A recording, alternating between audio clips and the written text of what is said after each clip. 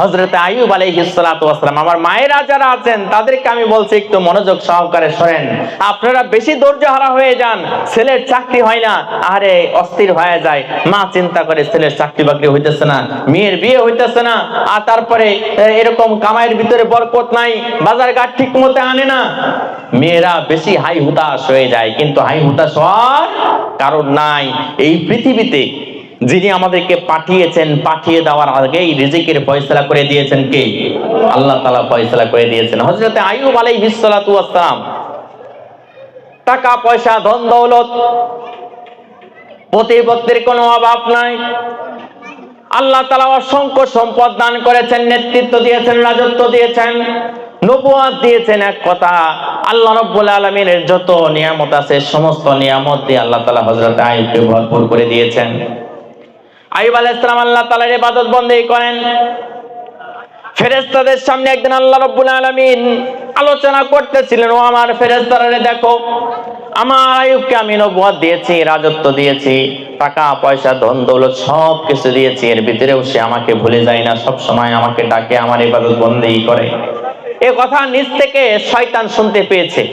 শয়তান আমাদের বন্ধুরা শত্রু? বলেন, একটু আওয়াজ দিয়ে বলেন, শয়তান আমাদের বন্ধুরা শত্রু? আর একটু জোরে বলেন, শয়তান বন্ধুরা শত্রু? শয়তান আমাদের প্রকাশ্য শত্রু। আল্লাহ রাব্বুল আলামিন আমাদেরকে বলে দিয়েছেন যে শয়তান হলো তোমাদের প্রকাশ্য শত্রু। শয়তান এই কথা শুনেছে যে আইয়ুব সম্পর্কে আল্লাহ তাআলা বলতেছেন যে আইয়ুব এত ইবাদত বন্দেগী করে, তাকে নবুয়ত দেওয়া হয়েছে, তাকে রাজত্ব দেওয়া হয়েছে। আল্লাহ তাআলা আইয়ুব আলাইহিস সালাম সম্পর্কে ফেরেশতাদের সামনে প্রশংসা করতেছেন। এবার শয়তান আল্লাহকে ডাক দিয়ে বলে, আল্লাহ, আপনি আইয়ুবকে এত সম্পদ দিয়েছেন, সেই জন্যই তো সে আপনার এত ইবাদত বন্দেগী করেন, ইবাদত বন্দেগী করে, আপনার গোলামি করে, আপনার দাসত্ব করে। যদি এই সম্পদ না দিতেন তাহলে কিন্তু আইয়ুব আপনার এত গোলামি করতো না। আল্লাহ তাআলা বলে, আমি যদি আইয়ুবকে নাও দিতাম তাও আইয়ুব আমার গোলামি করতো, আমার দাসত্ব করতো। কয় তাহলে আমাকে একটু পাওয়ার দিয়ে দেখেন, আমি একটু পরীক্ষা করে দেখি। কয় ঠিক আছে, যে তোকে পাওয়ার দিয়ে দিলাম। শয়তানের হাতে পাওয়ার দিয়েছেন আল্লাহ, আর আইয়ুব আলাইহিস সালাতু ওয়াস সালামকে শয়তানের সামনে ছেড়ে দিয়েছেন। দেখা যাক শয়তান কি করতে পারে, আর আইয়ুব আমাকে কতক্ষণ পর্যন্ত সরল রাখতে পারে। শয়তানকে পাওয়ার দিয়েছে, বানরের হাতে গিয়েছে বন্দুক। এবার আইয়ুব আলাইহিস সালাতু ওয়াস সালাম শয়তানের লক্ষ্য বস্তুতে পরিণত হয়েছেন। হযরত আইয়ুব আলাইহিস সালাতু ওয়াস সালামের বিশাল বড় ছাগলের বাতান।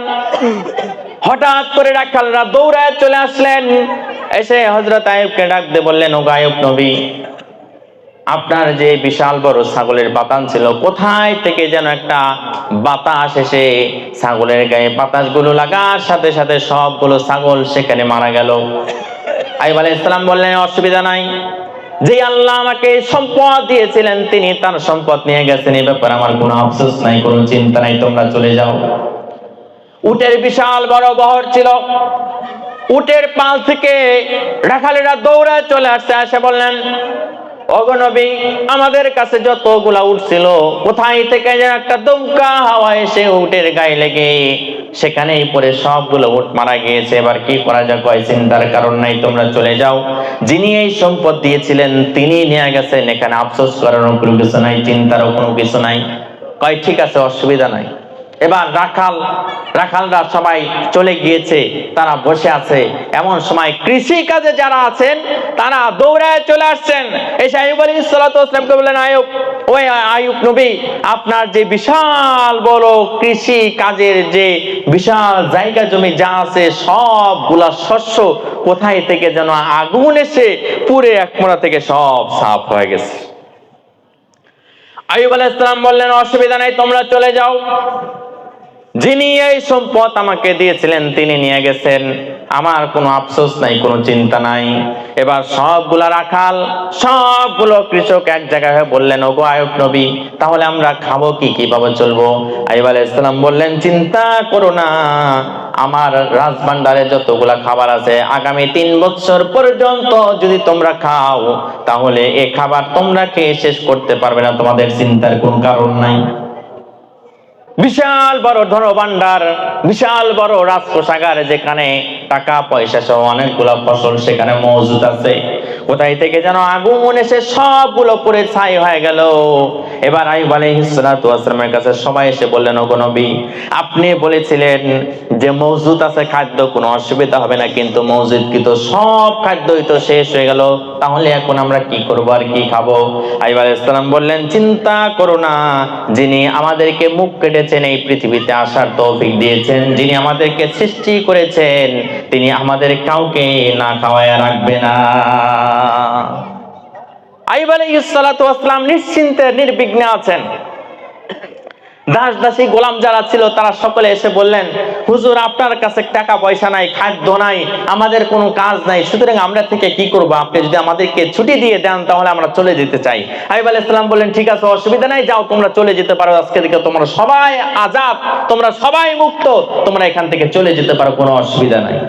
আইয়ুব আলাইহিস সালাতু ওয়াস সালাম তার ছেলে মেয়ে এবং তার স্ত্রীদের সাথে নিয়ে আইয়ুব আলাইহিস সালাতু ওয়াস সালাম তিনি দিনাপাত করতেছেন। হঠাৎ করে একটুখানি আইয়ুব আলাইহিস সালাতু ওয়াস সালাম ঘরের ভিতরে শুয়ে আছেন। ও আচ্ছা, হযরত আইয়ুব আলাইহিস সালাতু ওয়াস সালাম তিনি নিশ্চিন্তে নির্বিঘ্নে বসে আছেন। বললেন যে চিন্তা করো না, রিজিকের ফয়সালা হবে উপর থেকে। তার ছেলে মেয়ে এবং তার স্ত্রীদেরকে নিয়ে তিনি আছেন। হঠাৎ করে তার 11 জন অথবা 12 জন ছেলে যেই ঘরের ভিতরে শুয়েছিল, ঘরের দেওয়ালটা ভেঙে তাদের উপরে পড়ে গেল, সাথে সাথে তারা সেখানে মারা গিয়েছে। এবার ছেলে নাই, সন্তানেদি নাই, স্ত্রীরা দেখলেন যে তার তো কিছুই নাই, তো স্ত্রীরা শেষ পর্যন্ত থাকলেন। হঠাৎ করে দেখলেন হযরতে আইয়ুব আলাইহিস সালাতু ওয়াস সালামের অর্থ সম্পদ প্রতিপত্তি রাজত্ব সবকিছু শেষ। এবার আইয়ুব আলাইহিস সালাতু ওয়াস সালাম তারপরেও আল্লাহ তাআলার শুকরিয়া এবং ইবাদত বন্দেগী করছেন। এবার শয়তান মনে মনে চিন্তা করলেন, এভাবে আর কাজ হচ্ছে না, আরেকটু সামনের দিকে আগাতে হবে। হযরত আইয়ুব আলাইহিস সালাতু ওয়াস সালামের শরীরের বিভিন্ন জায়গা দিয়ে ফোসকা পড়ে গেল। হযরত আইয়ুবের বিভিন্ন জায়গা দিয়ে ফোসকা পড়ে গিয়েছে। এক পর্যায়ে ফোসকাগুলো গলে গলে সেখান থেকে দুর্গন্ধ বাহির হওয়া শুরু হয়ে গেল। সমস্ত স্ত্রীরা এবার এসে বললেন, ওগো নবী আইয়ুব, এতদিন পর্যন্ত আপনার টাকা পয়সা প্রতিপত্তি রাজত্ব যা কিছু শেষ হয়েছে, আমরা কিছুই বলি নাই, আপনার পাশে ছিলাম, কিন্তু এখন তো এগুলো শেষ হয়ে গেছে। সাথে সাথে আপনার শরীরের বিভিন্ন জায়গায় পোকা ধরে গেছে, আপনার দুর্গন্ধের কারণে আমরা ঠিক মতো বাড়িতেও থাকতে পারি না, সুতরাং আমরা চলে যেতে চাই। হযরত আইয়ুব আলাইহিস সালাতু ওয়াস সালাম বললেন, ঠিক আছে, তোমাদেরকেও আমি চলে যেতে অনুমতি দিলাম, তোমরা চলে যাও। এবার বলেন, এরকম সুবিধাবাজি নারী আমাদের সমাজে আছে না নাই? আছে, তাই না? জামাই যতদিন পর্যন্ত বিদেশ থেকে টাকা পাঠাইছে এতদিন পর্যন্ত ঠিকঠাক মতো থাকছে, যখন দেখছে যে এখন আসার সময় হয়ে গেছে তখন আরেকজনকে নিয়ে পালায় গেছে। এরকম পেপারে খবর পাওয়া যায় কি যায় না? এতদিন পর্যন্ত জামাই খুব ভালো ছিল, সরকারি চাকরি করছে, আর এখন অসুস্থ হয়ে প্যারালাইজড হয়ে ঘরে পড়ে আছে, স্বামীর আর খোঁজ খবর নাই না। এরকম স্ত্রী আছে না নাই? আইয়ুব আলাইহিস সালামের স্ত্রীরা সকলেই রওনা হয়েছে। আইয়ুব আলাইহিস সালাম লক্ষ্য করলেন যে তার সব স্ত্রীরা চলে যাচ্ছে, কিন্তু একজন স্ত্রী তিনি যাচ্ছেন না। আইয়ুব আলাইহিস সালাতু ওয়াস সালামের পাশে বসে আছেন। ডাক দিয়ে বললেন, কি ব্যাপার রহিমা, সকলেই চলে যাচ্ছে, তুমি কেন যাও না?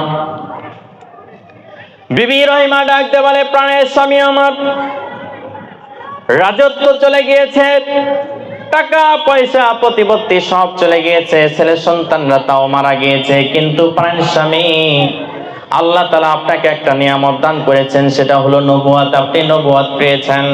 তার চাইতে বড় কথা হলো এতদিন পর্যন্ত আমাকে এত আরাম আয়েশের ভিতরে রেখেছেন, এত ভালোবাসা দিয়েছেন।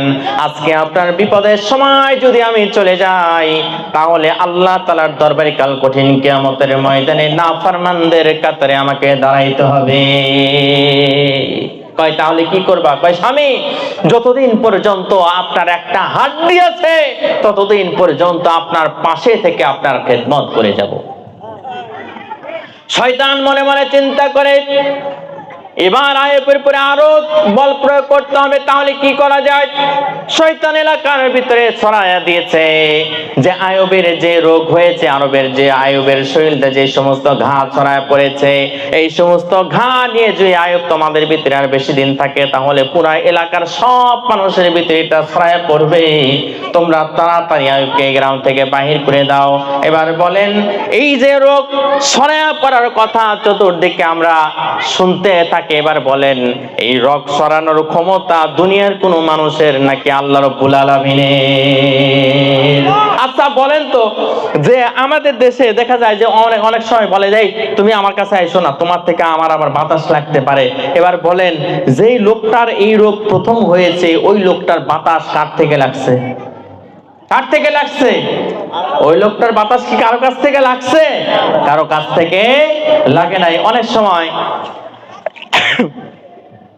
সময় আপনারা, আমি অনেক সময় আমার একটা রোগ আছে, ছোট্ট একটা রোগ আছে। তো আমাকে বলে যে এটা আমার বাড়িয়ালি আমাকে বলে যে আপনার বন্ধুর সাথে ঘোরার কারণে আপনার এই রোগটা হয়েছে। তো আমি বলি যে আমার বন্ধুর কাছ থেকে যদি আমার এই রোগ হয়ে থাকে, তাহলে বিয়ের পর থেকে তো তোমার কাছেই আমি থাকি। তো বন্ধুর সাথে তো সারাদিন হয়তো কোনো সময় হয়তো মোটর সাইকেলে বিভিন্ন সময় তো চলাফেরা করি। তো বন্ধুর সাথে এই চলাফেরা করার কারণে যদি আমার ওর থেকে রোগ আসতে থাকে বা আসতে পারে, তাহলে তোমার কাছে রাত দিন 24 ঘন্টা বা সারা রাতই থাকি, তো তোমার তো এই রোগ আজ পর্যন্ত হইল না। কয় যে আমার হয় নাই এখন, কিন্তু আপনার রোগটা আপনার বন্ধুর কাছ থেকে হয়েছে। কিন্তু একটা জিনিস মনে রাখবেন, রোগ কারো কাছ থেকে ছোঁয়াচে হতে পারে না, কিন্তু আল্লাহ যখন গজব দেন তখন একজনের কাছ থেকে আরেকজনের কাছে যেতে পারে। হযরত আইয়ুব আলাইহিস সালামের সব স্ত্রী চলে গেছে, বিবি রহিমা আছেন। চতুর্দিকে খবর ছড়া পড়েছে, শয়তান খবর দিয়েছে যে তোমরা যদি আইয়ুবকে বাহির করে না দিতে পারো, তাহলে কিন্তু এই রোগ তোমাদের ভিতর ছড়িয়ে পড়বে, সবাই আক্রান্ত হয়ে যাবে। সকলেই চলে আসছে, এলাকার লোকজন যা আছে সব চলে আসছে আইয়ুব আলাইহিস সালামের বাড়িতে। বিবি রহিমাকে ডাক দিয়ে বলেন, রহিমা রে শোনো, যদি তোমার স্বামীকে নিয়ে আগামীকাল সকাল হওয়ার আগে এলাকা থেকে না চলে যাও রহিমারে, তাহলে আমরা বল প্রয়োগ করে তোমাকে এবং তোমার স্বামীকে এই গ্রাম থেকে বাহির করে দেব। বিবি রহিমা মনে মনে চিন্তা করেন, সকালবেলা যদি গ্রামের লোকজন সকলে এসে আমার স্বামীকে টানা হাসরা করে বাহির করে দেয়, আমার স্বামী অপমান অপদস্থ হবে, তাহলে কি করা যায়?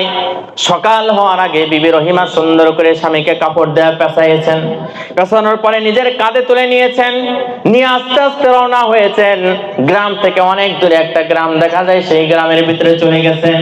যাওয়ার সাথে সাথে শয়তান সেখানের মানুষের রূপ ধারণ করে চতুর্দিকে খবর ছড়ায় দিয়েছে, আইয়ুব এসেছে তোমাদের গ্রামে, যদি তোমরা জায়গা দাও তাহলে কিন্তু তোমরা আইয়ুবের মতো এরকম রোগে আক্রান্ত হয়ে যাবে, তাড়াতাড়ি তাকে বাইর করে দাও। লোকজন সকলে এক জায়গায় হয়ে আইয়ুব আলাইহিস সালাতু ওয়াস সালামকে ভিতরে আসতে বাধা দিলেন। বিবি রহিমা মনে মনে চিন্তা করলেন, ঠিক আছে, অসুবিধা নেই, যেখানে কোনো মানুষজনের বসবাস নেই সেখানে চলে যাব। বিবি রহিমাকে নিয়ে বিবি রহিমা আইয়ুব আলাইহিস সালাতু ওয়াস সালামকে কাঁধে নিয়ে সেখানে চলে গেলেন যেখানে কোনো মানুষ নাই। বিভিন্ন জায়গা থেকে লোকজন আইয়ুব আলাইহিস সালাতু ওয়াস সালামের দুর্গন্ধ এবং তার অবস্থা দেখার জন্য চতুর্দিক থেকে বিভিন্ন জায়গা থেকে দূর থেকে এসে তারা পর্যবেক্ষণ করে চলে যায়। বিবি রহিমা মনে মনে চিন্তা করে, স্বামীর এমন বিপদের সময় তাকে সেবা শুশ্রূষা এবং তাকে ভালো মন্দ খাওয়ানোর দরকার। বিবি রহিমা বিভিন্ন জায়গায় গিয়ে কাজ করেন, স্বামীকে ভালো মন্দ খাওয়ানোর জন্য সাধ্য অনুযায়ী মানুষের বাড়িতে কাজ করে সেখান থেকে খাবার নিয়ে এসে স্বামীকে খাওয়ান। আর বিবি রহিমা আল্লাহর কাছে দোয়া করেন, আল্লাহ আমার স্বামীকে আপনি ভালো বানায় দেন। কিন্তু আল্লাহ রাব্বুল আলামিন শয়তানের হাতে চাবি দিয়েছেন।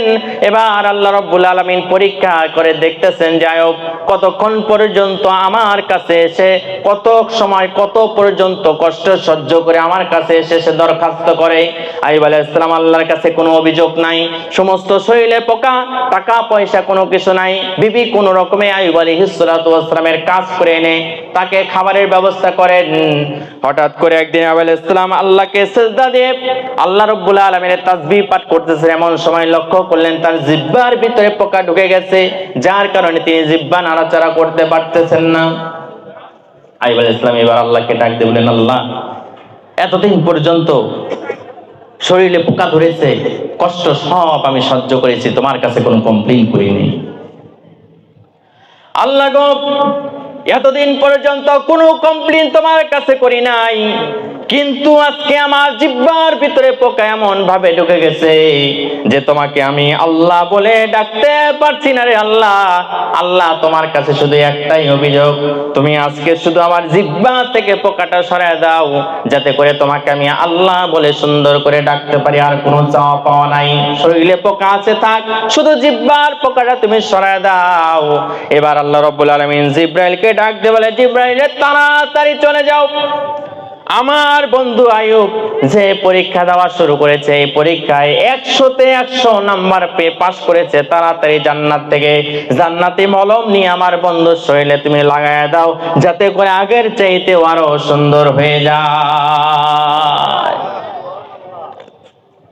আইয়ুব আলাইহিস সালাম এবং নবী রাসূলরা ধৈর্য হারা হন নাই। ওয়ালা রাব্বিহিম ইয়াতাওয়াক্কালুন, তারা ভরসা করেছে কার উপরে? আল্লাহর উপরে ভরসা করেছে। আমাদেরকে শিক্ষা দিয়েছেন যে বিপদে আপদে বালা মুসিবতে ধৈর্য ধারণ করবে কার উপরে? আল্লাহর উপরে।